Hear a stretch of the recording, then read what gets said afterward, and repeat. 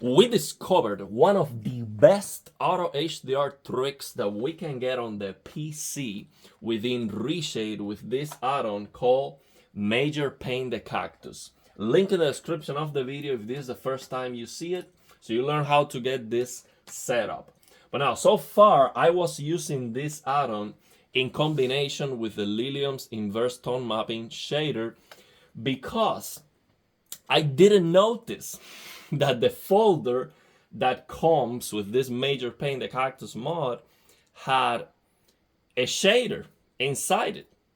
So I just tried to tame the 10,000 nits beast, basically, because when you use this add-on, it's just basically wild. You look at the graph here, it's 10,000 nits of overly saturated colors, so you need to do tone mapping. So what I was using so far was this Lilium's inverse tone mapping shader, and it looks absolutely amazing. And I highly recommend it because it is very easy to set up. You don't need to tweak the settings, you don't need to do anything, just one click.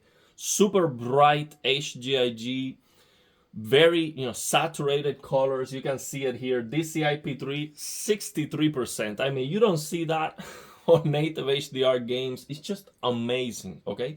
And it's not like overly saturated colors everywhere. It just looks so right to my eyes. It looks incredible, okay? So now that's what I was using so far, but today I give it a try. Let me see what happened here. I messed it up. Today I tried the shader that comes with this MajorPainTheCactus called AutoHDR. So what you have to do is basically you install Reshade, and then you have to copy that AutoHDR.fx, copy that to the shaders folder that Reshade creates inside the game's installation folder, okay? So just copy this AutoHDR.fx into the shaders folder. And now when you use this shader, you have options to tweak the picture. And actually, this is very, very good. This is absolutely amazing because let's say that I need the midtones to look brighter. Like I prefer to have everything looking as bright as possible all the time. You can tweak the settings here. You can increase this paper white luminance, lower the peak brightness, and get the picture that you want. If you need more color saturation, there is a saturation slider. If you want vivid colors, you can increase the color. So basically right now, for example, let me get this out of the way to show you. So right now, for example, with original colors here, you see DCI-P3 for 4%. But if I want a more colorful picture, I come here, boom, DCI-P3 22%. And this is still below the Lilium's inverse tone mapping shader. So if I use the Lilium's inverse tone mapping shader, look at this, boom, 36%. See? So even with those vivid colors, I'm still below the color saturation I was getting with this Lilium's inverse tone mapping. So these are the settings that I would recommend if you have an LG OLED with, or any TV with 800 nits, if it has HGIG. I mean, LG OLEDs are the only ones I know. But once you set up this HDR analysis tool, link in the description of the video, so you set all this, you will figure out how to get the brightness that you need depending on your display. So what happens here is that I want this paper white luminance to be from 150 to 200, okay? So now when I set this paper white luminance to 150, then this peak brightness in 800 is actually giving me max CLL about 800. But when I set it to 200 for the paper white luminance, then 800 goes beyond 800. It's like 122 nits, which is not a big deal. It's still okay. But my point is that to get the brightness of the midtones that I want, I have to reduce the peak luminance a little bit below the target that I want to hit. But that's not a problem because when you have this HDR analysis tool, this just makes it so easy. You just look at a highlight and you start tweaking this thing until you get the max CLL that you want.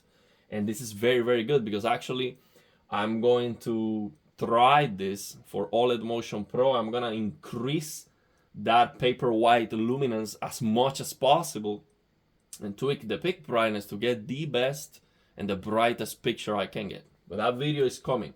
So my point is that this shader here is actually very good. It looks very, very good. It requires some tweaking, but if you want more color saturation, here's your slider. It's just very, very, very nice. So now I play around with these numbers here, with these two first options, input color space and all of that. And yeah, I think this is the default values are the best because of course the input color space is Rec 709. It should be. Maybe on a different game is different. And I'm not sure if 0 is Rec 709, 1 is PAL, 2 is NTSC. I'm not sure what that is, to be honest. It should be so 0, 1, 2, and 3. But now the thing is, I think all the games should be Rec 709, but I'm not sure. I'm not sure. And I don't know where to get that information. I don't know where to get that information because, for example, this Lilium's inverse tone mapping does have some auto detection. So, for example, here it says, no, it doesn't actually, it doesn't. I thought it had because it says here, sRGB transfer function, gamma 2.2 plus BT709 primaries. So which one is it? Is it sRGB? Is it gamma 2.2? So this is not like detecting, which one is it? It's just detecting that it's SDR and then we're just gonna go to PQ, BT2020 primaries. So I don't know if there is a way to know exactly, which one is it. But the point is, with Rec 709 at 0 here, it looks good.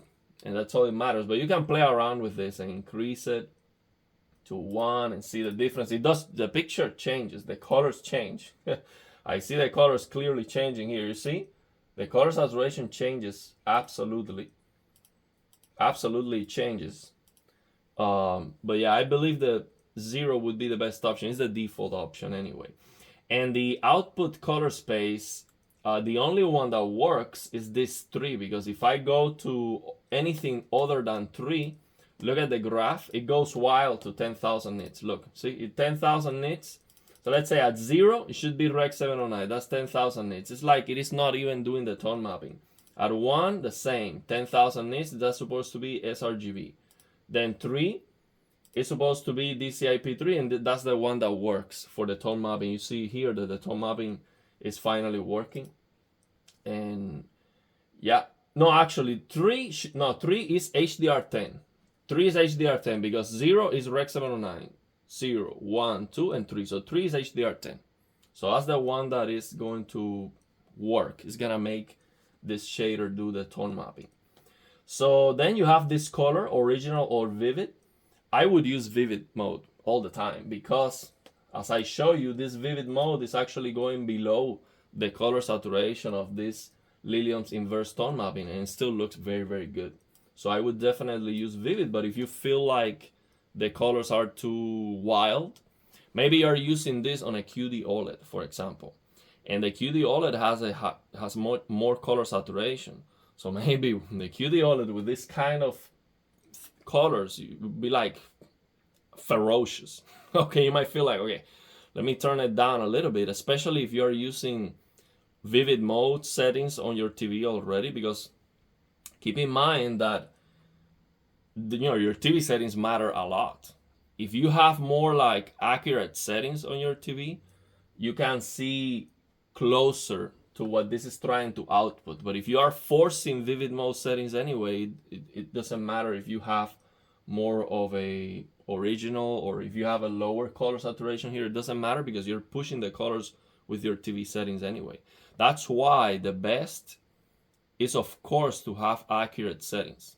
Of course, if you have accurate settings on your TV, that means that you are going to see closer to what you're setting up here, and in general what you're setting up on the games. Okay, so now if the game you feel like it's not giving you those colors, you can always force the colors with your TV settings, if that makes sense. So then, but I would use this on vivid for sure.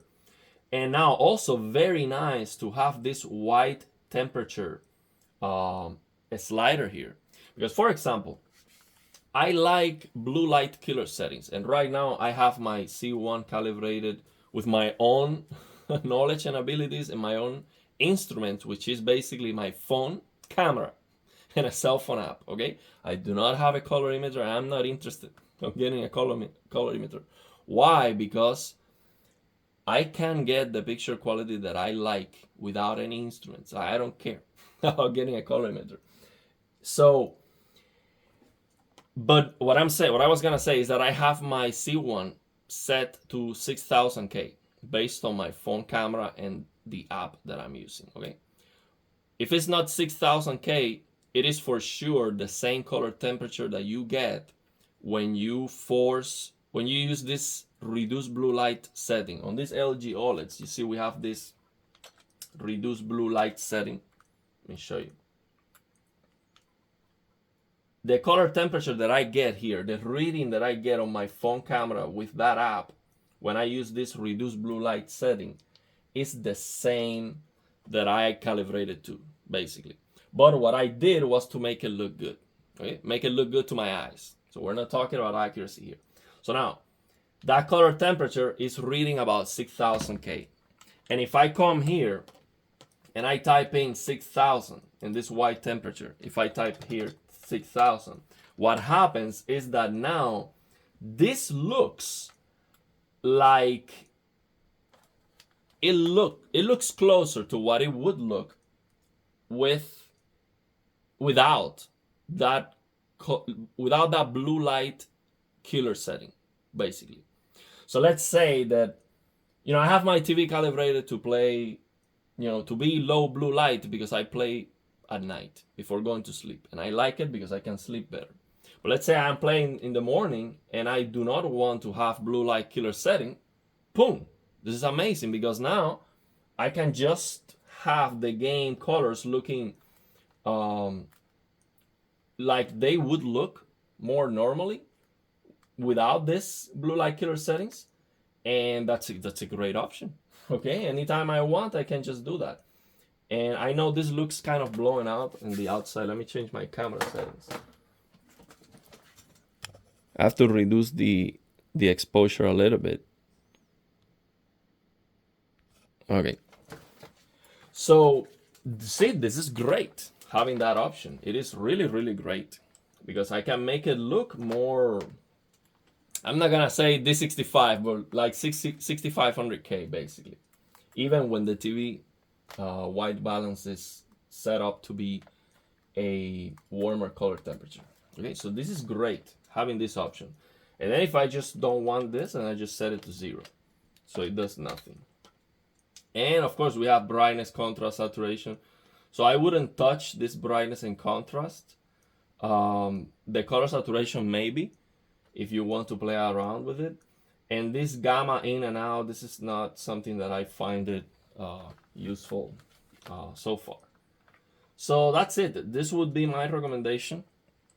Give it a try. So the difference is basically it doesn't look as bright. So you see what I'm gonna do here is I'm gonna go before. So this is the Lilium's inverse tone mapping. After, this is the shader that comes with MajorPaint. So I have a hotkey set up. So when I press both hotkeys, what I'm doing is I am disabling one of them and enabling the other one. So I press both keys at the same time. And this is what I do to notice the differences. See, to compare options. This is what I do to compare options. I go, okay, before, after, and that's how I can see the differences, okay? So this is the Lilium's. I know it's the Lilium's because it is brighter, okay? So this Lilium's inverse tone mapping looks brighter. This is Lilium's inverse tone mapping. MajorPainTheCactus. See, before, after, before, after. So I'm sure most people are going to prefer this Lilium's inverse tone mapping because it's easier. The only setting that you need to change is the brightness of your TV. That's it. All you have to do is turn it on. So you get the add-on to Reshade. You turn that on. You select the brightness. Content TRC, Gamma 2.2 for most games. For some rare exceptions, sRGB. Okay, that's it. That's all you have to do. So it is easier to set. It looks brighter. It looks more colorful. It's just fantastic. But this is a very good option too. This one is a very good option too. And I would actually recommend you to give it a try. Also, this is gonna give you, because it is not as bright, it is going to give you maybe more defined highlights, okay? Depending on your TV, okay? At least on my LG C1 with HGIG, this option is giving me, I messed it up. This option, okay, this is the Liliums. This is the Auto HDR. Liliums, Auto HDR. This option is giving me a little bit more clarity, let's say more sharpness on the highlights. You see less of a dynamic tone mapping effect, if that makes sense. When you turn on dynamic tone mapping, you see that the highlights, they become a little bit washed out. It doesn't happen. You don't get washed out highlights with the Lilium's inverse tone mapping. But that's the difference I'm talking about. You get a little bit more sharper highlights when the, I messed up the black level. When the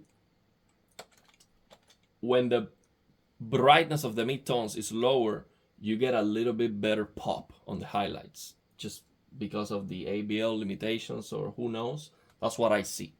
So test it on your display. The ideal thing is that you learn how to work with all these tools and you find what is the best picture you can get on your own display. Okay, that's what you have to do. Test all these things and see how you can make your display look the best. What is the max CLL that you need? What is the color saturation that you see that your display works the best with, based on the settings that you have, you know, and the calibration that your display has. Use your eyes, okay? Use your eyes. No instrument can tell you how good it looks.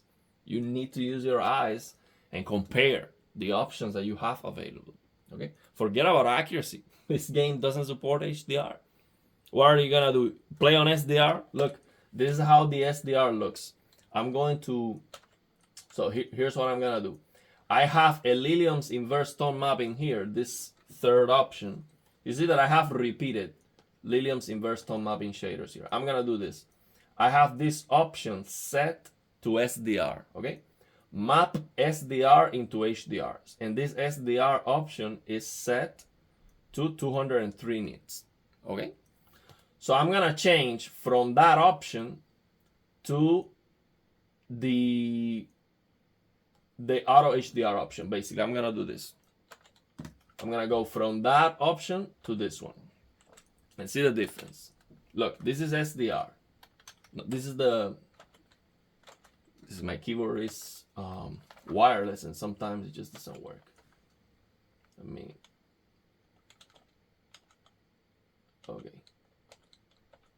Okay, I'm gonna go from one to the other. So this is SDR.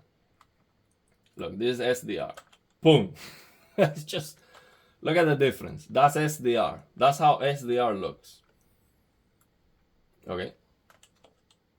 See if there's something wrong with it, because it looks it looks so bad. That's how it looks. Boom. It's just a monumental difference.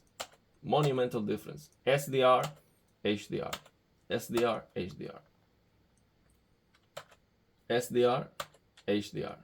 SDR, HDR. It's just not even close.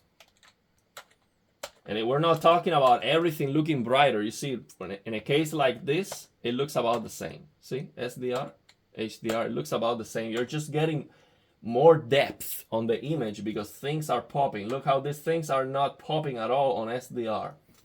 When you turn on this mod, it makes the things that are supposed to be brighter. It's not like everything becomes brighter. Look, the visibility of the mid-tones is about the same. Look, SDR, HDR, almost no difference, but you get pop, even on small details, like, you know, look at these rocks here popping here. Very small details that pop and give you more depth on the image, more of a three-dimensional look. And of course, inside the cave here, you know, you do this. Big difference, of course. Everything is going to pop. Even the character is gonna pop. Okay. So yeah. Let me know your thoughts and opinions if you have any questions. So yeah, we have basically Lilium's inverse tone mapping, this auto HDR shader, and we have the Pumbo advanced auto HDR shader, which also has a lot of options, even has even more options than this one. So try them all. I'm gonna share in the description also the Pumbo Auto HDR, which when I tested this Pumbo Auto HDR shader, I thought I was testing this MajorPainTheCactus shader. For some reason, that Pumbo was inside the folder, and I thought it was this one. But anyway, I did test the Pumbo Auto HDR. I just didn't know that's what it was. So try them all. So 3 options you have to tone map this MajorPainTheCactus add-on. 3 options. Try them all, and maybe one of them is going to be better for your display or better for what you want to, for the picture that you want. Maybe one option is going to allow you to increase that color saturation if you want all the colors to be wild. Okay, maybe another option is gonna let you get it brighter all the time. So try them all and see which one you prefer. Share your thoughts and opinions, and if you have any questions.